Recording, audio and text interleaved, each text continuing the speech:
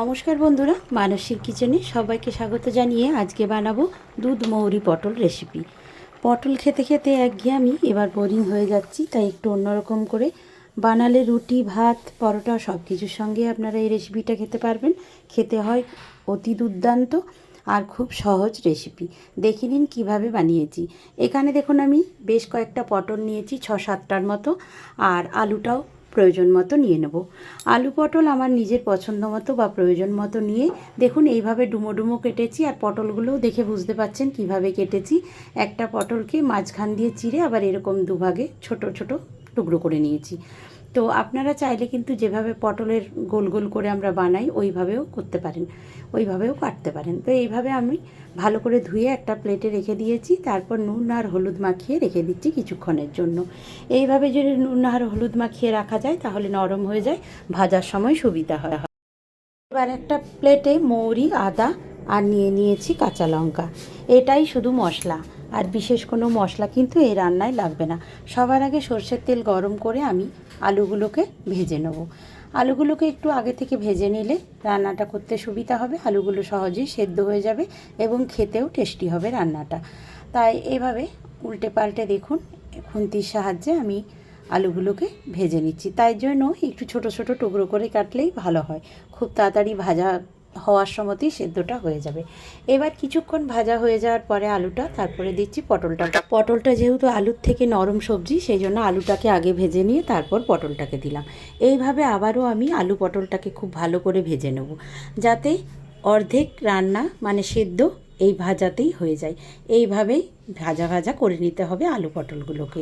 তারপর আমি এগুলোকে আর তুলছি না, একেবারে রান্নাটা করে নিচ্ছি। আপনারা চাইলে অন্য একটি প্লেটে তুলে রাখতে পারেন। দেখুন কালার চেঞ্জ হয়ে গেছে, লাল লাল হয়ে গেছে, বোঝা যাচ্ছে যে ভালোভাবে ভাজা হয়ে গেছে। এবার একটা তেজপাতা, একটা শুকনো লঙ্কা, একটা এলাচ আর একটা লবঙ্গ, এইগুলো দিয়ে আমি মাঝখানে দিয়ে দিলাম তেলের মধ্যে। দেখুন আপনারা দেখলেই নিশ্চয়ই বুঝতে পারছেন। তারপর কিছুক্ষণ ওটা নাড়াচাড়া করে নিচ্ছি, এতেই কিন্তু ভাজা ভাজা হয়ে যাবে, সুন্দর একটা সুগন্ধ আসতে শুরু করেছে।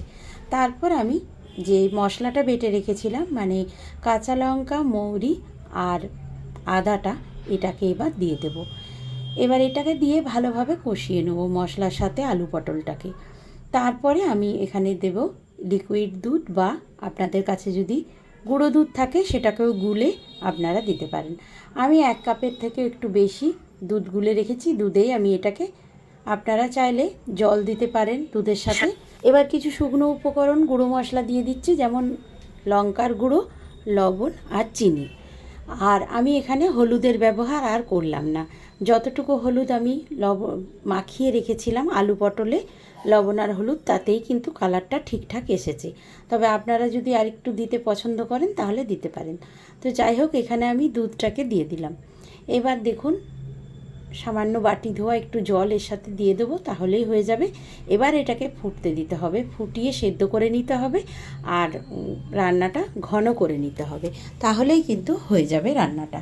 এটাকে যতক্ষণ ফুটতে দিতে হবে যতক্ষণ না সেদ্ধ হচ্ছে। দেখুন আর একটু বাটি ধোয়া মানে যে পাত্রে আমি দুধটা রেখেছিলাম সেটা ধুয়ে আমি এটাকে একটু দিয়ে দিলাম জলটা।